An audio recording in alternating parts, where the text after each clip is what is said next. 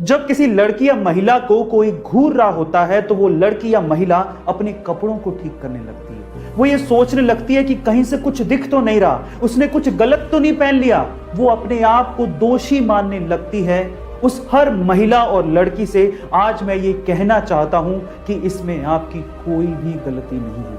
और साथ ही साथ सभी लड़कियों और महिलाओं को एक कानूनी अधिकार भी याद दिलाना चाहता हूं कि अगर आपको कोई 14 सेकंड से ज्यादा घूरता है तो आईपीसी के सेक्शन 294 एंड 509 के तहत यह कानूनी दंडनीय अपराध है और उस व्यक्ति को सजा भी हो सकती है। Guys, stop teasing and raise voice against it. कुछ सालों पहले यूएस का एक बंदा प्रॉपर्टी खरीदना चाहता था, लेकिन उसे अर्थ का रियल एस्टेट बहुत ज्यादा महंगा लगा। एक रात को जब वो आसमान में चांद को देख रहा था तो उसे सिर्फ चांद नजर नहीं आया, उसे चांद पे रियल एस्टेट की अपॉर्चुनिटी नजर आई।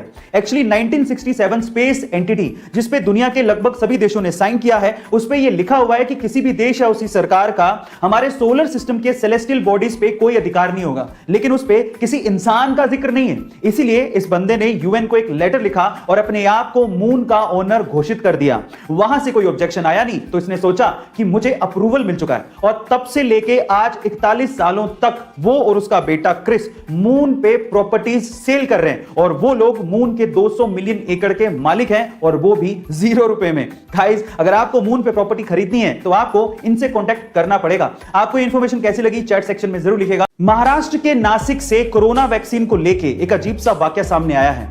नासिक के अरविंद सोनार का यह दावा है कि वैक्सीन की दोनों डोजेस लगवाने के बाद उनके शरीर में चुंबकीय शक्तियां पैदा हो गई हैं। वो मैग्नेट मैन बन चुके हैं। मतलब यह कि उनके शरीर से सिक्के और चम्मच चिपकने लगे हैं। पहले तो उन्हें लगा कि शायद पसीने की वजह से होगा, लेकिन नहाने के बाद जब उन्होंने फिर से ट्राई किया तो सिक्के और चम्मच फिर से वैसे ही चिपकने लगे। पर साथ में अरविंद सोनार ने यह भी कहा कि वैक्सीन लगवाने के बाद उन्हें किसी तरह की कोई प्रॉब्लम नहीं हुई थी। प्रशासन की तरफ से रिएक्शन आया कि इसकी हम पुष्टि नहीं कर सकते, जांच का विषय है। पर यह सच है या अफवाह, आप लोग कमेंट सेक्शन में जरूर लिखिएगा। तेरे से ज्यादा दुनिया देखी है मैंने, और यही दुनिया का दस्तूर भी है। अपनी औकात से ज्यादा बड़े सपने नहीं देखने चाहिए, और तेरे सपने तेरी सच्चाई से मेल नहीं खाते। जब एक बाप ने अपनी औकात से बड़े सपने देखने वाले अपने बेटे को यह बात कही तो उसके बेटे ने यह रिप्लाई किया, मैं नहीं बदलूंगा अपने सपनों को अपनी सच्चाई से मेल खाने को। मैं बदलूंगा अपनी सच्चाई को ताकि वो मेरे सपनों से मेल खाएं। गाइस, आपके सपने और आपकी औकात आपकी सोच पे डिपेंड करती है। आप कहां से आए हो उस पे डिपेंड नहीं करती। तो इसलिए बड़े सपने देखो और उसे पूरा करने के लिए अपनी जी जान लगा दो। नायक मूवी में एक दिन का सीएम वाला मजेदार कॉन्सेप्ट तो आपने जरूर देखा होगा। सिर्फ एक दिन के लिए सीएम बन के देखो। लेकिन वो तो मूवी थी, असल जिंदगी में थोड़ी ऐसा कुछ होता है।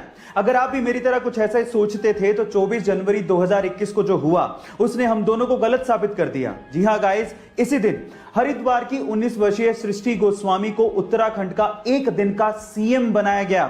24 जनवरी को ही क्यों? क्योंकि इसी दिन नेशनल गर्ल चाइल्ड डे था और उसी को सेलिब्रेट करते हुए ऐसा किया गया।